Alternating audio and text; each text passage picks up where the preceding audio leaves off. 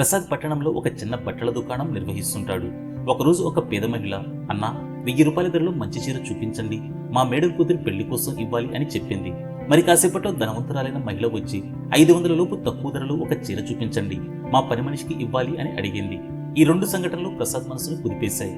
ఒకరు మేడం కూతురి పెళ్లి కోసం పేదరికంలో ఉన్న మంచి చీర కొనాలనుకున్నారు.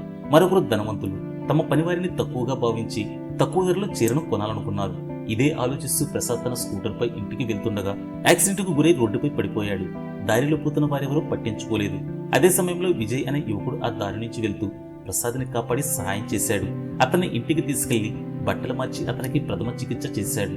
ప్రసాద్ స్పృహలోకి రాగానే, సార్, మీరెలా ఉన్నారు? మీకు ఇంకేదైనా అవసరం ఉందా అని అడిగాడు. ప్రసాద్ విజయ్ని చూసి ఆశ్చర్యపోయాడు.